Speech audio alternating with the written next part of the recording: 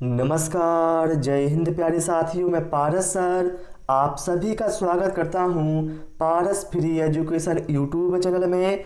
प्यारे साथियों, आज मैं पर्यावरण अध्ययन का नया मॉडल पेपर लेकर आया हूं जो कि आपके एनसीईआरटी पैटर्न पर तैयार किया गया है। इसलिए आप सभी लोग इस वीडियो कंप्लीट देखें क्योंकि यहाँ से आपको एग्जाम में प्रश्न देखने को अवश्य मिलेंगे और आपका 30 में से जो भी स्कोर रहता है वो आप हमें कमेंट करना कि मैंने कितना स्कोर किया है। तो चलिए साथियों, बिना समय गवाए शुरू करते हैं इस प्यारे से वीडियो को। कहा गया है, सुनसान पेड़ों की ऊंची डाली पर अपने घोंसले का निर्माण कौन करता है? ऑप्शन है गिद्ध, गौरैया, कबूतर या फिर इनमें से कोई नहीं। तो मेरे भाई, सुनसान पेड़ की ऊंची डाली पर अपने घोंसले का निर्माण गिद्ध करता है। यहाँ पर जो हमारा करेक्ट आंसर है वो जाएगा ऑप्शन ए के साथ। ठीक है, अब आप लोग हमें कमेंट करके बताना गौरैया और कबूतर अपना घोंसला कहाँ बनाते हैं। ठीक है, प्रश्न क्रमांक 2 पर आते हैं। कहा गया है, चित्रकाठी चित्रकारी भारत के किस राज्य में की जाती है? ऑप्शन है बिहार, आंध्र प्रदेश, महाराष्ट्र या फिर इनमें से कोई नहीं। तो भैया हम सभी जानते हैं बिहार में क्या है, मधुबनी जिला है जहां पर मधुबनी चित्रकारी की जाती है। आंध्र प्रदेश में क्या है, कलमकारी चित्रकारी बहुत फेमस है। ठीक है, ये सारे आप लोग नोट करते जाओ। और महाराष्ट्र में कौन सी की जाती है? तो भैया महाराष्ट्र में की जाती है चित्रकाठी चित्रकारी। तो यहाँ पर जो हमारा करेक्ट आंसर है वो जाएगा ऑप्शन सी के साथ। समझ गए ना? इसके साथ साथ आप लोग ये दोनों भी याद रखना। ओके, प्रश्न क्रमांक 3 पर आते हैं और आप सभी से रिक्वेस्ट है, वीडियो पसंद आए तो वीडियो को लाइक और शेयर करना और चैनल को जरूर सब्सक्राइब करना। यहाँ पर कहा गया है दिलीप तिर्की का संबंध है। माफ कीजिएगा, यहाँ पर टाइपिंग में मिस्टेक हो गई है। यहाँ पर क्या है, तिर्की। ठीक है, दिलीप तिर्की का संबंध किससे है? ऑप्शन है बॉक्सिंग से, फुटबॉल से, हॉकी से या फिर स्वतंत्रता सेनानी से।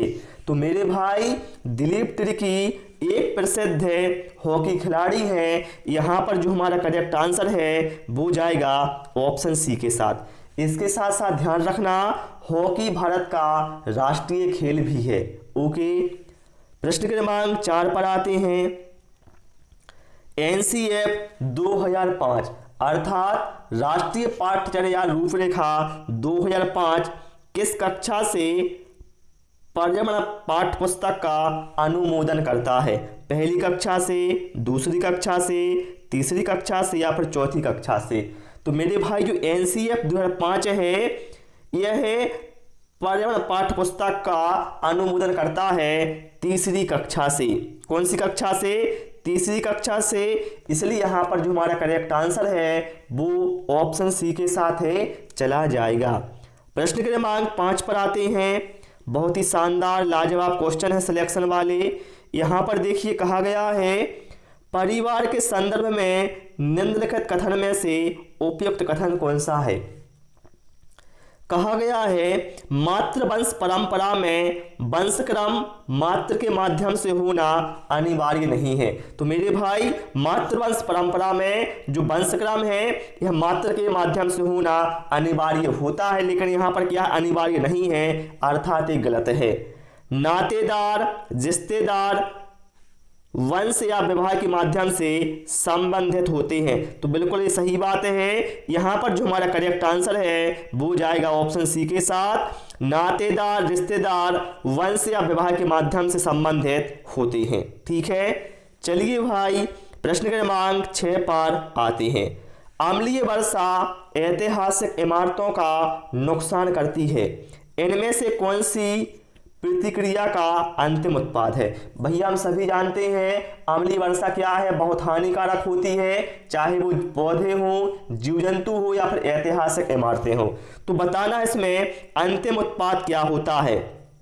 Carbon dioxide, gypsum, calcium carbonate या फिर बोझा चूना?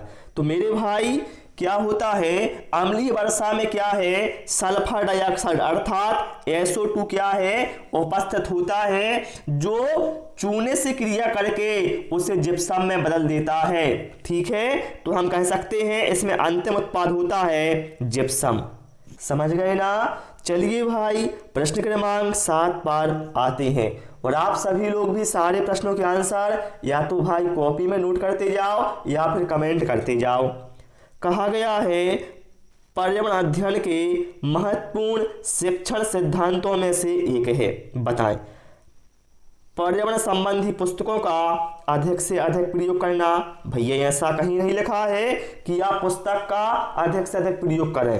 ठीक है, छात्रों को अधिक से अधिक गृह कार्य दें। भैया कहाँ लिखा है, उपरोक्त सभी ये भी क्या है, गलत हो जाएगा। यहाँ पर जो हमारा करेक्ट आंसर है वो हो जाएगा ऑप्शन बी के साथ, अध्ययन संसाधन के रूप में पर्यावरण का प्रयोग किया जाए। ये यहाँ पर हमारा करेक्ट आंसर हो जाएगा। ठीक है, चलिए भाई प्रश्न क्रमांक 8 पर आते हैं। वायु के संबंध में नीचे दिया गया कौन सा कथन सही नहीं है। क्या है, वायु के संबंध में बताना है कौन सा कथन सही नहीं है। भैया वायु में भार होता है, बिल्कुल भैया वायु में भार होता है। वायु स्थान घेरती है, हाँ मेरे भाई वायु स्थान भी घेरती है। जल चक्र में वायु की महत्वपूर्ण भूमिका होती है, बिल्कुल भाई होती है। मृदा में वायु उपस्थित नहीं होती। क्या है, मृदा में वायु उपस्थित नहीं होती, तो भैया गलत है, क्योंकि मृदा में वायु उपस्थित होती है। इसलिए यहां पर जो हमारा करेक्ट आंसर है वो ऑप्शन ए के साथ है, चला जाएगा। ठीक है, चलिए भाई प्रश्न क्रमांक 9 पर आते हैं। और आप लोग भाई क्या करते हो, वीडियो ना लाइक करते हो ना शेयर करते हो। भाई इसमें आपका पैसा नहीं लगता है, वीडियो लाइक और शेयर कर दिया करें। और यदि आप लोगों ने अभी तक चैनल को सब्सक्राइब नहीं किया भैया, तो नीचे जो रेड कलर से सब्सक्राइब लिखा हुआ है उसको प्रेस करके सब्सक्राइब कर लो, और बेल आइकन प्रेस करके ऑल नोटिफिकेशन सिलेक्ट कर लेना। यहाँ पर कहा गया है दूध में निम्नलिखित में से पोषक तत्व होते हैं। बताएं मेरे भाई दूध में कौन से पोषक तत्व होते हैं। भैया यहाँ पर क्या लिखा, विटामिन सी। भैया दूध में विटामिन सी नहीं होता, पहली बात तो मैं बता दूं। तो जिसमें विटामिन सी है भैया वो तो हो नहीं सकता। अब देखिए भैया प्रोटीन तो होता है, बिल्कुल सही बात है, लेकिन आयरन नहीं होता। तो यहाँ पर जो देखिए प्रोटीन होता है, कैल्शियम, विटामिन डी। यहाँ पर जो हमारा करेक्ट आंसर है वो ऑप्शन डी के साथ भैया चला जाएगा। ठीक है, चलिए भाई प्रश्न क्रमांक 10 पर आते हैं। जापान की निम्नलिखित 2 बीमारियों पर ध्यान दीजिए, मिनीमाता और इटाई इताई। इन बीमारी के फैलने की 2 वजह कौन सी हैं, पारा और आर्सेनिक, आर्सेनिक और पारा, पारा कैडमियम या फिर कैडमियम आर्सेनिक। तो मेरे भाई ध्यान रखना, जो मिनीमाता रोग है भैया ये होता है पारे से। ठीक है, और इटाई रोग होता है कैडमियम से। तो यहाँ पर जो हमारा करेक्ट आंसर है वो भैया ऑप्शन सी के साथ चला जाएगा, पारा और कैडमियम। समझ गए ना। चलिए भाई इसके बाद प्रश्न क्रमांक 11 पर आते हैं। वर्ल्ड वेटलैंड डे की शुरुआत कब हुई, जिसे हिंदी में कहा जाता है विश्व आर्द्र भूमि दिवस। बताने इसकी शुरुआत कब की गई। भैया पहला प्रश्न ये बनता है कि आखिर विश्व आर्द्र भूमि दिवस कब मनाया जाता है। तो मेरे भाई यह मनाया जाता है 2 फरवरी को, और इसकी जो शुरुआत भैया वह 1971 में हुई थी। यहाँ पर जो हमारा करेक्ट आंसर है वो ऑप्शन सी के साथ चला जाएगा। ठीक है, इसका उद्देश्य क्या था, विलुप्त होती हुई झीलों और तालाबों को बचाना। ओके, चलिए प्रश्न क्रमांक 12 पर आते हैं। विद्यार्थी किन परिस्थितियों में पर्यावरण अध्ययन सबसे बेहतर ढंग से सीख सकते हैं। कक्षाओं में अच्छे शिक्षण से, पर्यावरणविदों से बातचीत करके, प्राकृतिक, सामाजिक एवं सांस्कृतिक परिस्थितियों में जाकर, या फिर उपरोक्त में से कोई नहीं। तो भैया हम सभी जानते हैं पर्यावरण अध्ययन में क्या भैया, जो प्रत्यक्ष अनुभव भैया वो बहुत महत्वपूर्ण होता है ना। इसमें क्या है, प्रत्यक्ष अनुभव बहुत महत्वपूर्ण होता है। अर्थात यहाँ पर जो हमारा करेक्ट आंसर है वो ऑप्शन सी के साथ जाएगा, प्राकृतिक, सामाजिक एवं सांस्कृतिक परिस्थितियों में जाकर। ठीक है, चलिए भाई प्रश्न क्रमांक 13 पर आते हैं। और क्लास में भैया मजा आ रहा है कि नहीं आ रहा है वो भी आप हमें कमेंट करके अवश्य बताएं। टिन जमीन का संबंध है किस राज्य से है? मणिपुर, असम, छत्तीसगढ़ या फिर मिजोरम? भैया मेरे पहला क्वेश्चन आपके मन में आ रहा होगा, आखिर टिन जमीन है क्या?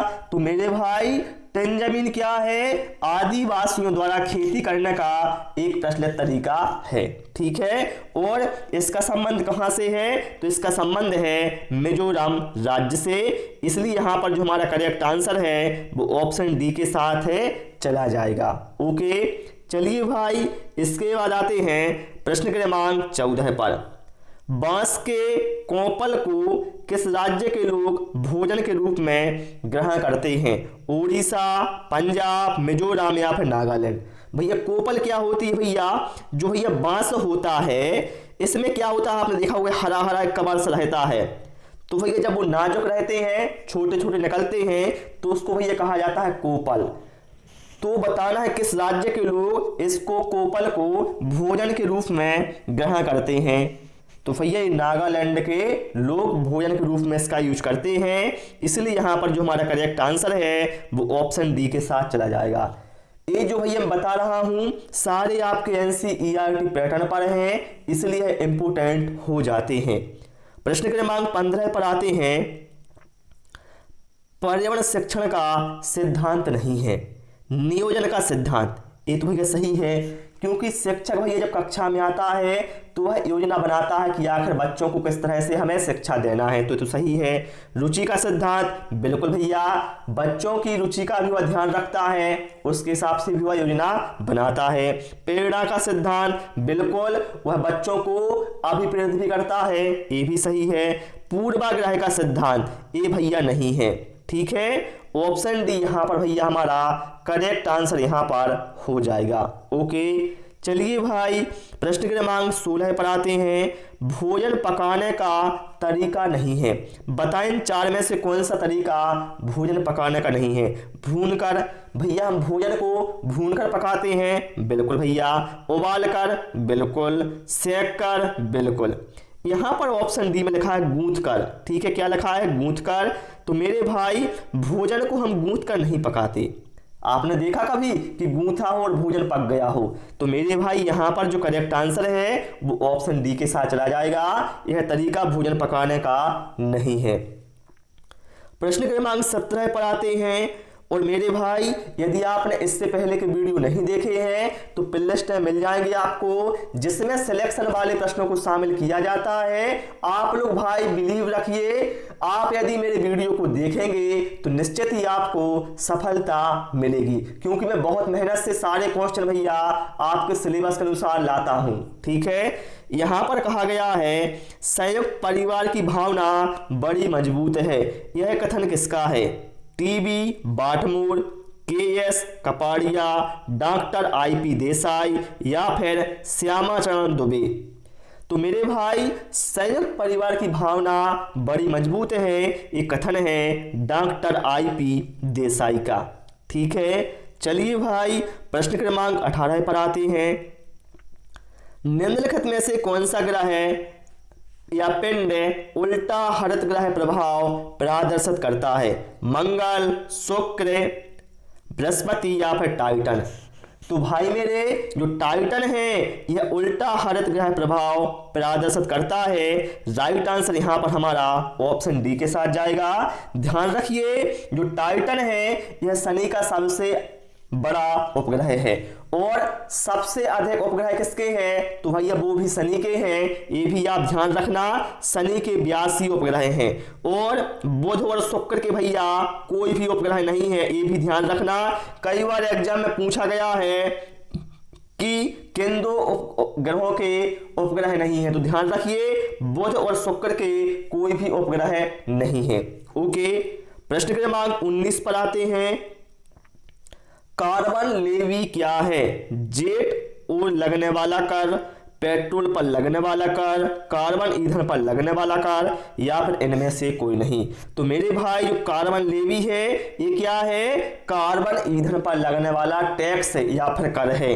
यहां पर जो हमारा करेक्ट आंसर है वो ऑप्शन सी के साथ है, चला जाएगा। ठीक है, चलिए भाई प्रश्न क्रमांक 20 पर आते हैं। और यदि किसी बच्चे को कोई डाउट रहता है तो मेरे भाई आप कमेंट बॉक्स में पूछ सकते हैं। वन्य जीव संरक्षण के क्षेत्र में अदम्य साहस दिखाने वाले को कौन सा पुरस्कार दिया जाता है? इंदिरा गांधी पर्यावरण पुरस्कार, मेदिनी पुरस्कार योजना, अमृता देवी बिश्नोई पुरस्कार, या फिर पीताम्बर पंत राष्ट्रीय पुरस्कार। तो वन्यजीव संरक्षण के क्षेत्र में अदम्य साहस दिखाने वाले को भैया अमृता देवी बिश्नोई पुरस्कार दिया जाता है। राइट आंसर यहां पर हमारा ऑप्शन सी के साथ है, चला जाएगा। ठीक है, आप लोग हमें कमेंट करके बताएं इस पुरस्कार में कितनी राशि दी जाती है। चलिए प्रश्न क्रमांक 21 पर आते हैं। प्रश्नोत्तरी विधि का मुख्य उद्देश्य होना चाहिए। बताएंगे भैया प्रश्नोत्तरी विधि का मुख्य उद्देश्य होना चाहिए।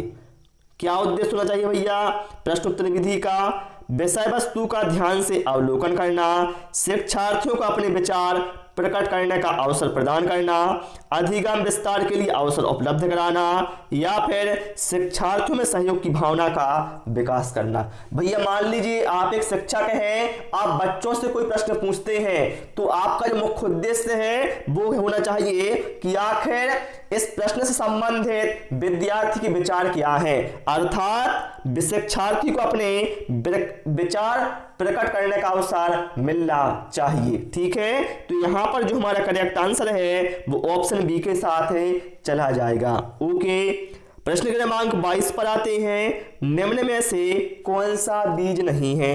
भैया गेहूं बीज है, काली मिर्च बीज बिल्कुल, सौंफ भी क्या है, बीज होता है। लेकिन आप लोग बताएं क्या भैया साबूदाना बीज होता है? नहीं भैया, क्योंकि साबूदाना भैया सभी जानते हैं ये बनता है भैया फैक्ट्रियों में। ठीक है, ऐसा नहीं है ये कोई बीज होता हो। ठीक है, तो हम कह सकते हैं साबूदाना एक बीज नहीं होता है।